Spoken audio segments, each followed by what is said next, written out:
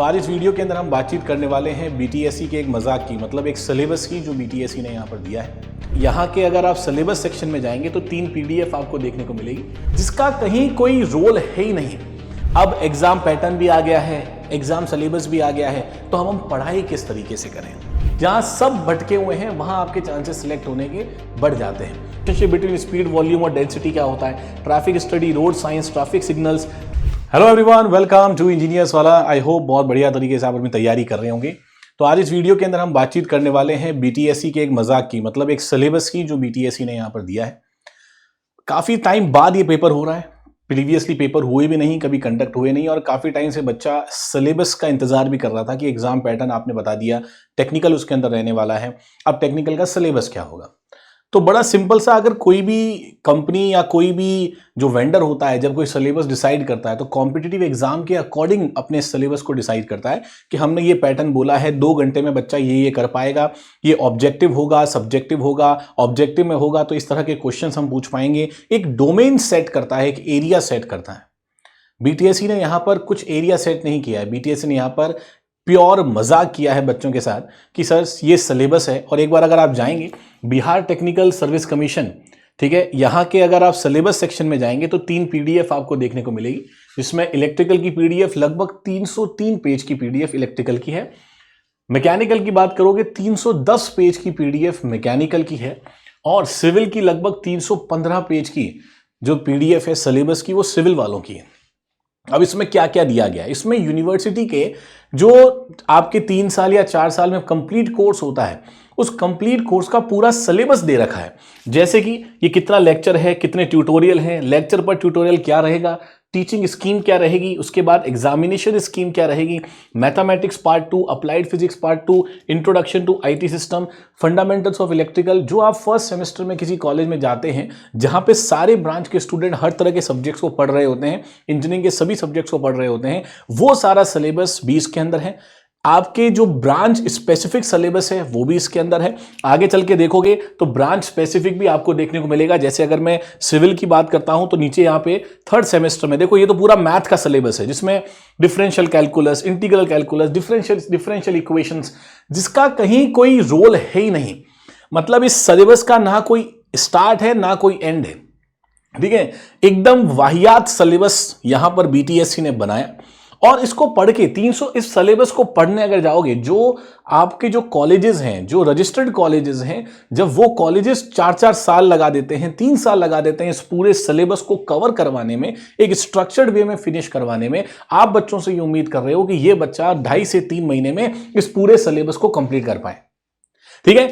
अब यहां पर देखिए, अब यहां समस्या क्या है। समस्या यह है, इन्होंने कुछ रेफरेंसेस दे रखे हैं कि आप ये किताब पढ़ लीजिए, वो किताब पढ़ लीजिए, मैथमेटिक्स में ये पढ़ लो, वो पढ़ लो, और कोर्स का ऑब्जेक्टिव क्या है, पूरी की पूरी पीडीएफ, और तीनों ब्रांचेस में यही हाल है। सब जगह वही पीडीएफ जो कॉलेज के अंदर सेमेस्टर में आपको दे दी जाती है कि 4 सालों में इस कॉलेज से ये पढ़ के आपको निकलना है, और ये उम्मीद की जा रही है कि आप इसको 2 से 2.5 महीने 3 महीने में पढ़ लें।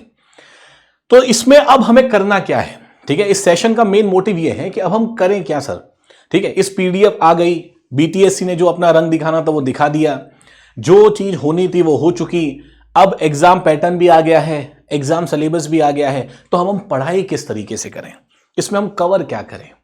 अब आपको कवर क्या करना है, एक चीज को समझना है, चाहे आप मैकेनिकल से हो, चाहे आप सिविल से हो, चाहे आप इलेक्ट्रिकल से हो, ये जो टॉपिक्स इन्होंने दे रखे हैं, सबसे पहला काम अभी आपको ये करना है, ये जो इनिशियल टॉपिक्स आपको दे रखे हैं जो कि कॉमन है सभी सब्जेक्ट्स के अंदर, जिसमें mathematics 2, introduction to IT system, fundamental of electrical, engineering mechanics, applied physics, ये जो कॉन्सेप्ट्स हैं, ये जो टॉपिक्स हैं जो आपके जनरली 1st, 2nd सेमेस्टर के अंदर आते हैं, आपको मिनिमम इनको तो साथ साथ कवर करना ही है, क्योंकि हर पेपर में हो सकता है उन 100 क्वेश्चंस में से 1-2 क्वेश्चन, 3 क्वेश्चंस आपको यहां से देखने को मिल जाएं। क्योंकि अगर अब इन सिलेबस में से ही इनको पेपर बनाना है, और पता नहीं, पहली बात तो नींद में है या क्या कर रहे हैं, कुछ आइडिया नहीं है। अगर इस प्रकार का ये कमीशन है और इस प्रकार का सिलेबस, तो ये एग्जाम क्या लेगा, एग्जाम भी वो फेयर कंडक्ट करवा पाएगा, नहीं करवा पाएगा, इसका भी अब कोई भरोसा रहा नहीं है। तो इस सिलेबस से अगर आपको पेपर बनाना है जिसमें ये सब चीज आ जाए। तो अगर मैं एग्जामिनर पॉइंट ऑफ व्यू से सोचूं कि अगर इतना बड़ा सिलेबस मैंने दिया है और मुझे इसमें से पेपर बनाना, तो मैं क्या करूंगा, मैं हर एक सेमेस्टर में से कुछ कुछ टॉपिक्स को उठाऊंगा, वहां से क्वेश्चंस आपसे पूछूंगा, ठीक है। तो जो कॉमन पार्ट है, चाहे मैकेनिक, और मेरे लिए आसान क्या रहेगा, मेरे लिए आसान ये रहेगा कि जो कॉमन पार्ट है, जो मुझे तीनों पेपर के लिए बनाना है, बेसिकली तीनों ब्रांचेस के लिए बनाना है, तो उसका वेटेज तो मैं कुछ अमाउंट ऑफ वेटेज वहां पे जरूर रखने वाला हूं। अब जो ब्रांच स्पेसिफिक है, जहां तक मेरा मानना है, जहां तक मेरा एनालिसिस है और अंदाजा है कि कम से कम आपका 70% जो है वो आपका ब्रांच स्पेसिफिक ही रहेगा। उसके अलावा ये सब चीजें बाकी आ जाएंगी जो कॉमन है उसके अंदर। तो 70% जब आपका ब्रांच स्पेसिफिक रहने वाला है, मान लीजिए आप सिविल से हैं, तो सिविल में चाहे कोई भी एग्जाम हो इंडिया के अंदर, कोई भी AJE एग्जाम, कैसा भी एग्जाम हो, कुछ सब्जेक्ट ऐसे होते हैं जो हमेशा से इंपॉर्टेंट रहे हैं, जहां से हमेशा से क्वेश्चंस बनेंगे, जैसे कि BMC, जैसे कि RCC, जैसे कि सॉइल मैकेनिक्स, जैसे कि सर्वे, जैसे ट्रांसपोर्टेशन, एनवायरमेंट, सोम। ये 5-7 सब्जेक्ट ऐसे होते हैं जहां से क्वेश्चंस बनते ही बनते हैं। तो अब आपको यहां पर देखो, सब लोग अंधेरे में तीर चला रहे हैं, आप अगर थोड़ा सा स्ट्रक्चर्ड वे में सोचें एज ए स्टूडेंट, तो अब इसमें से हम कुछ भी नहीं कर सकते। अगर आप देखोगे, इसमें से अगर आप करना चाहो, सिलेबस को डिकोड करना चाहो, सिलेबस को लाइन बाय लाइन पढ़ के उसको खत्म करना चाहो, पढ़ने को आप 25-30-40 किताबें लेके आ सकते हो पूरे सेमेस्टर की, उनको पढ़ना वापस से शुरू कर सकते हो। लेकिन आपको थोड़ा सा स्ट्रक्चर्ड वे में अगर पढ़ना है, तो जो कॉमन टॉपिक है, उन कॉमन टॉपिक्स को जो इस फर्स्ट सेकंड सेमेस्टर में इन लोगों ने बता रखे हैं, जिसका कोई काम नहीं है, यूजलेस है, लेकिन अब एग्जाम क्लियर करना है, क्योंकि वैकेंसी इतनी ज्यादा है, नंबर ऑफ वैकेंसी इतनी ज्यादा, ये अपॉर्चुनिटी है। और सबसे अच्छी बात, अगर आप देखो, मैं तो पॉजिटिविटी देखता हूं सिचुएशन के अंदर, तो एक ऐसा एग्जाम जहां किसी को कुछ नहीं पता, वहां पर आपके चांसेस जो हैं, जहां सब भटके हुए हैं, वहां आपके चांसेस सिलेक्ट होने के बढ़ जाते हैं। तो इसमें आपको थोड़ी सी एक पॉजिटिविटी लेनी है कि सर जो कॉमन पार्ट है, उन कॉमन पार्ट को हम लोग कवर कर लें। उसके अलावा जो हाईली वेटेड टॉपिक्स होते हैं, आपके अलग अलग ब्रांच के, मैकेनिकल के हैं तो मैकेनिकल में थर्मल पोर्शन हो गया, मैकेनिकल के अंदर आपका सोम पोर्शन हो गया, फ्लूइड का पोर्शन हो गया, ये हमेशा हर एग्जाम में अच्छा खासा पूछा ही जाता है। तो उतने पोर्शंस आपको पढ़ने ही पढ़ने हैं, है ना। इलेक्ट्रिकल के अंदर मशीन हो गया आपका, ठीक है। इसके अलावा और भी टॉपिक्स जो इलेक्ट्रिकल के जो हाईली वेटेड टॉपिक्स हैं, उन्हें आपको कवर करना ही करना है। तो सबसे पहला टारगेट अब इस सिलेबस के बाद, देखो 2 तरीके हैं, या तो हम इस सिलेबस को बॉयकॉट करना स्टार्ट कर दें कि ये जो सिलेबस है ये बिल्कुल बेकार है, और इस सिलेबस को हम कंप्लीटली बॉयकॉट करें कि BTSC सिलेबस को वापस ले ले, और हम एक नया स्ट्रक्चर्ड सिलेबस निकाल के दे कि सर ये सिलेबस है, इसको आपको पढ़ना है, ये 400-400 300-300 पेज की PDF ना दे। एक तरीका ये होता है। दूसरा, और मुझे नहीं लगता इसमें बहुत ज़्यादा फायदा कुछ होने वाला है, क्योंकि एक ऐसा कमीशन जो बच्चों के बारे में सोच ही नहीं रहा है, मुझे लगता है वो आपस से कुछ सोचेगा, उसमें टाइम और एनर्जी बर्बाद होनी है। अब अगर हमारे पास दूसरा तरीका ये होता है कि जो सिलेबस आ गया है, इसको कैसे हम प्रॉपर डिकोड करके मैक्सिमम आउटपुट इसमें से निकाल पाएं, तो उसका सबसे पहला तरीका है कि कॉमन वाले पार्ट को आप अच्छे से कवर कर लीजिए। उसके अलावा जो हाईली वेटेज टॉपिक्स आपके अपने इंडिविजुअल सब्जेक्ट्स के हैं, उनको कवर करके जाइए, क्योंकि उनकी तैयारी आप कहीं ना कहीं कर रहे होंगे। चाहे अगर आप SSC की तैयारी कर रहे हो, तब भी उन सब्जेक्ट्स को पढ़ा होगा। सब्जेक्ट्स के अंदर जो सिलेबस है, अच्छी बात यह है कि वो सिलेबस वैसा ही है जैसा आपका SSC और RRB में होता है। उसकी अगर मैं बात करूं आपको, तो यहां पर देखिए, थोड़ा नीचे की तरफ आ जाता हूं, ये ऊपर वाला पार्ट को मैं हटा दूं, तो इसमें नीचे आइए सर, यहां पर।